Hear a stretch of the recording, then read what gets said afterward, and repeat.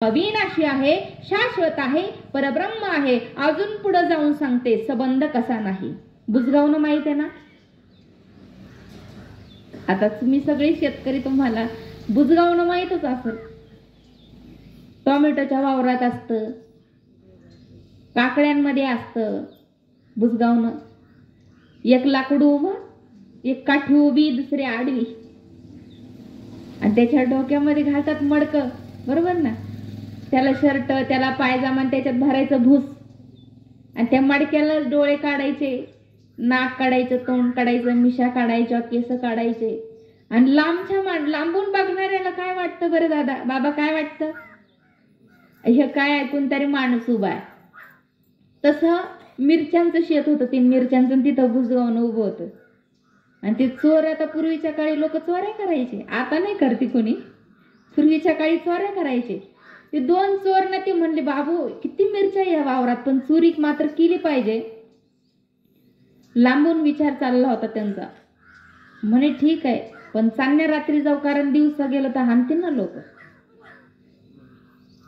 सगळं सामसूम गाव झालं, सगळेजण झोपले. मग हे चोर, त्यांनी पाय दिला आणि पटापटा मिरच्या तोडायला लागले. पण त्यांना ते बुजगावणं दिसलं. ते म्हणले बाबू, सकाराम म्हणतो तुकारामला, हे खाली लप, खाली लप, तिथं कोणतरी उभा आहे, आपल्याला पाहिलं तर मग लय अवघड कार्यक्रम होईन आपला, खाली बस. तो म्हणला हा बाबा, खरंच लय जाडजूड माणूस दिसतोय, हातात काठी पण आहे त्याच्या, मोठे मोठे डोळे, मोठे मोठे मिशा, जरा आपल्याला यांनी बदाडून काढलं तर आपलं काही राहील का, आपली अंगकाठी पण नाही ना त्याला मारायची.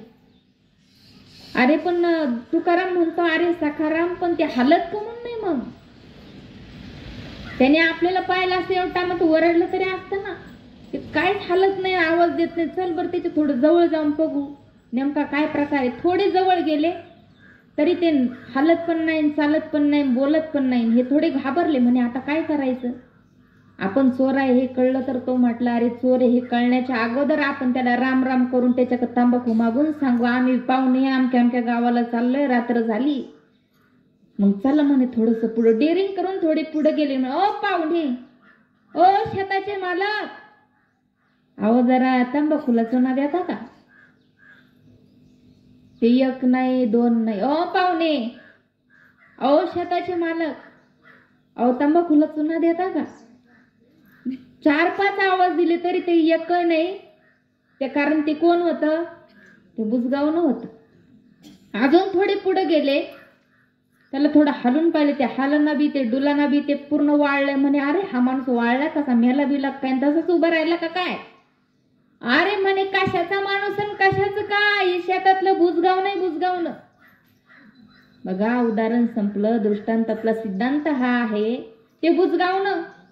पण यांनी संबंध लावला काय, तो माणूस आहे, तो जाडजूड आहे, त्याने आपल्याला पाहिलं तर, त्यानं आपल्याला मारलं तर. अहो तसंच आहे. मग देहाचा आत्म्याचा काहीही संबंध नाही, पण संबंध लावण्याचा प्रयत्न हा माणूस करीत असतो. म्हणून आपल्या आईच्या उदरामध्ये असतापणापासून आईचं सुद्धा एक काम आहे, आपल्या लेकरावरती चांगलं संस्कार करणं. गर्भसंस्कार म्हणायचं बरं त्याला.